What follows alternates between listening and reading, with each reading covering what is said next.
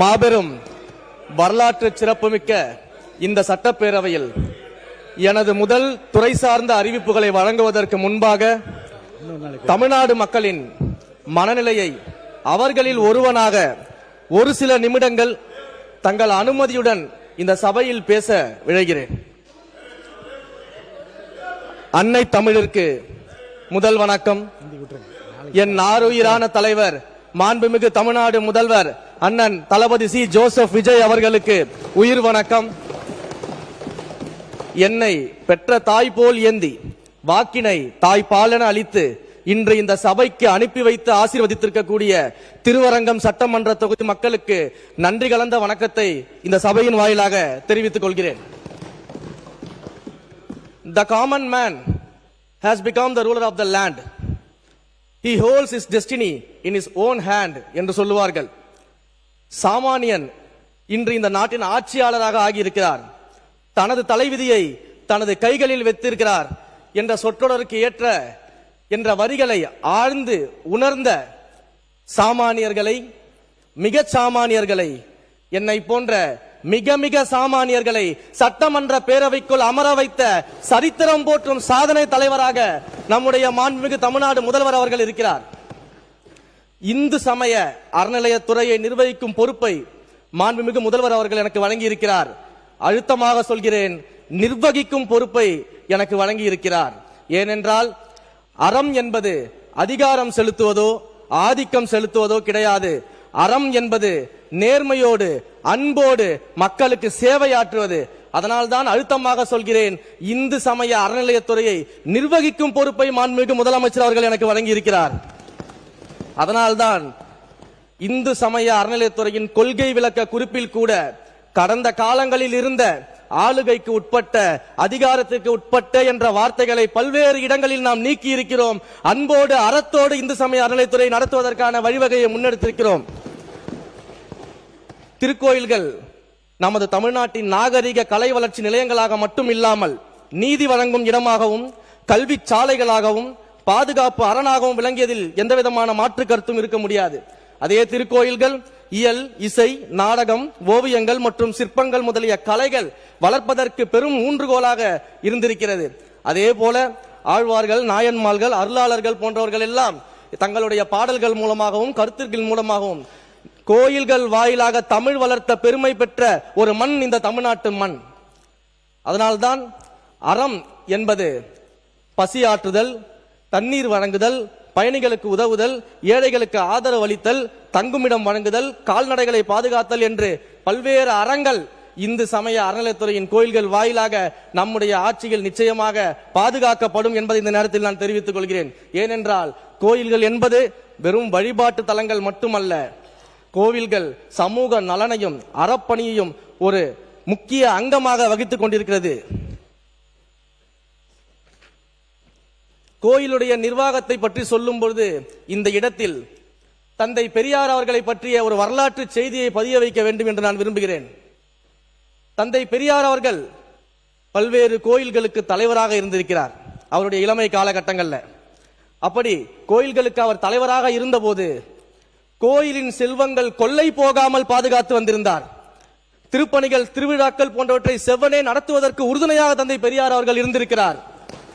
குறிப்பாக ஈரோடு தேவஸ்தான கமிட்டியில் தந்தை பெரியார் பொறுப்பேற்ற போது அந்த தேவஸ்தானம் கடனில் இருந்தது. பல ஆண்டுகள் தலைவராக அந்த பதவியை நிர்வகித்து வந்த தந்தை பெரியார் அந்த பதவியை விட்டு விலகும் பொழுது ரூபாய் 45,000 ரூபாயை அந்த தேவஸ்தானத்திற்கு சேமிப்பு கணக்கில் வைத்துவிட்டு நிர்வாகம் செய்தவர். அப்படிப்பட்ட தந்தை பெரியார் அவர்களை கொள்கை வழிகாட்டியாக ஏற்றுக்கொண்ட நம்முடைய மாண்புமிகு முதல்வர் அவர்களுடைய ஆட்சியிலும் இந்த கோயில் நிர்வாகங்கள் மிகச் சிறப்பாக நடைபெறும் என்பதை இந்த நேரத்தில் நான் பதிவு செய்து கொள்ள விரும்புகிறேன். இந்த வரலாற்று செய்தியை படிக்கும் பொழுது நான் ஒரு விஷயத்துல உண்மையே நினைச்சு பார்த்தேன். தந்தை பெரியார் இவ்வளவு நிர்வாகத்திறனோடு இருக்கிறாரு, ஒருவேளை தேர்தல் அரசியலில் வந்து ஆட்சி அதிகாரத்தில் இருந்திருந்தால் அவருடைய நிர்வாகம் எப்படி இருந்திருக்கும் அப்படின்னு எனக்கு ஒரு சிந்தனை தோன்றியது. ஆனா அந்த சிந்தனைக்கு உடனடியா ஒரு பதிலும் கிடைச்சது. தந்தை பெரியாரை போலவே நம்முடைய தந்தை பெரியாரின் பேரனாக மாண்புமிகு முதலமைச்சர் இன்றைக்கு அந்த நிர்வாகத்தை நடத்தி கொண்டிருக்கிறார் அப்படின்னு. அதே போல நிறைய விமர்சனங்கள்லாம் வச்சாங்க இல்லையா நம்முடைய சட்டமன்ற உறுப்பினர்கள் பேசுவதை பத்தி எல்லாம். ஒரே ஒரு வரலாற்று செய்தி அதுக்கும் நான் பதிவு செய்யணும்னு ஆசைப்படுறேன். இதே சட்டமன்றத்தில் 1962 நடந்த ஒரு நிகழ்வை சொல்லணும்னு ஆசைப்படுறேன். அந்த நிகழ்வுகள்ல 1962 இந்த சட்டமன்றத்தினுடைய உறுப்பினராக இருந்த மதிப்பிற்குரிய முன்னாள் உறுப்பினர் ஒருவர் சட்டமன்றத்தில் பேசும் பொழுது திடீரென மயக்கம் போட்டு விழுந்துட்டார். எல்லாரும் அவரை தூக்கி எழுப்பி நிப்பாட்டி வச்சு உதவுறாங்க. அவர் பேச ஆரம்பிக்கும் போது ஒரு விஷயத்த சொல்றாரு. என்னை மன்னிக்க வேண்டும் என்று நான் கேட்டுக்கொள்கிறேன். புதியதாக இந்த அவையில் இருப்பதன் காரணமாகவும் பொறுப்பு உணர்ச்சி அதிகமாக இருக்க காரணத்தினாலும் அளவுக்கு மீறி நான் கண் விழித்து கருத்துக்களை திரட்டுகிற பொறுப்பு உணர்ச்சியில் ஈடுபட்ட காரணத்தினாலும் தேவைக்கு மேலே கருத்துக்களை எல்லாம் திரட்டியதின் காரணத்தினாலும் கண் கோளாறு ஏற்பட்டு இந்த இடத்தில் நான் மயக்கம் போட்டு விழுந்து விட்டேன் என்று தன்னுடைய உரையில் அவர் பதிவு செய்திருக்கிறார். ஏன் இதை சொல்கிறேன் என்றால், அன்றைக்கு அண்ணாவின் தம்பிகள் எப்படி சட்டமன்றத்தில் இருந்தார்களோ இன்றைக்கு நமது அண்ணனின் தம்பிகள் அதே போலதான் சட்டமன்றத்தில் செயல்பட்டுக் கொண்டிருக்கிறார்கள் என்பதை இந்த நேரத்தில் தெரிவித்துக் கொள்கிறேன். இந்து சமய அறநிலைத்துறையின் அமைச்சராக அதிகமான கருத்துக்களை கேட்டு படித்துன்னு சொன்னீங்க. இப்ப அதிகமான நேரம் எடுத்துக்கொள்வதால் யாரும் மயக்கப்படாமல் இருக்க வேண்டும் என்று நான் விரும்புகிறேன்.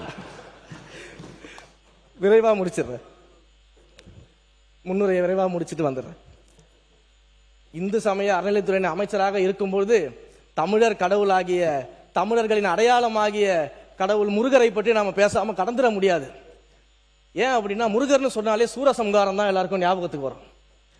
அப்போ அங்க சூரன் யார் அப்படின்னு பார்த்தோம்னா, நான் மட்டும்தான் ஆட்சி செய்வேன், நான் தான் நிரந்தர ஆட்சியாளர், மற்ற எல்லோரும் எனக்கு அடிமைகள் என்ற மனநிலையில் இருந்த ஒரு சூரனை ஒரு சாதாரண பாலகன் கையில் வேலேந்தி வந்து எதிர்த்து நின்றான்.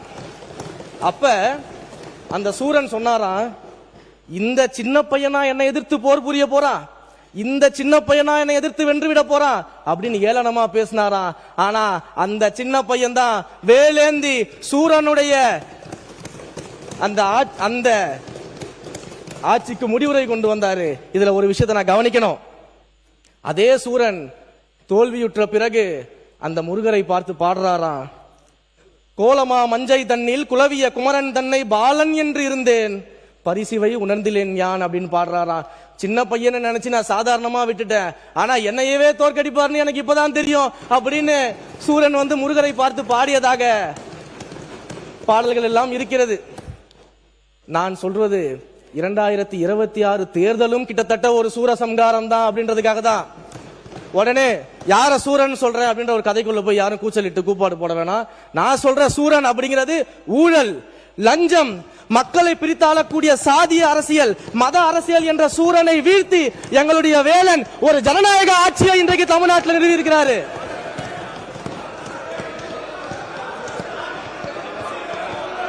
உட்காருங்க, இதுல ஒண்ணும் தப்பில்லை, உட்காருங்க, இதுல ஒண்ணும் தப்பில்லை, உட்காருங்க.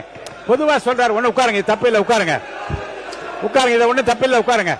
நீங்க பேசுங்க, நீங்க தொடர்ந்து பேசுங்க, இதுல ஒன்றும் தவறில்லை, அவர் சொல்லியது எந்த தவறும் இல்லை, தயவு செய்து உட்காருங்க, நீங்க பேசுங்க தொடர்ந்து. அன்றைக்கு பேசுங்க. அன்றைக்கு அழகிய தமிழ் மகன் இந்த தமிழ் மண்ணை ஆட்சி புரிந்தார், இன்றைக்கு எங்களுடைய அழகிய தமிழ் மகன் இந்த மண்ணை ஆட்சி புரிந்து கொண்டிருக்கிறார் அப்படின்றதுல பெருமிதம் அடைகிறேன். அதே போல இங்கு பல்வேறு உறுப்பினர்கள் எல்லாம் சில கேள்விகள் எல்லாம் கேட்டாங்க. அதற்கான பதிலையும் இப்போது நான் இந்து சமய அறநிலையத்துறையின் சார்பிலும் அதே போல ஸ்பெஷல் இம்ப்ளிமெண்டேஷன் ப்ரோக்ராம் சார்பிலும் இந்த இடத்துல சொல்லிட்டு நான் என்னுடைய அறிவிப்புகளை தெரிவிச்சிடுறேன்.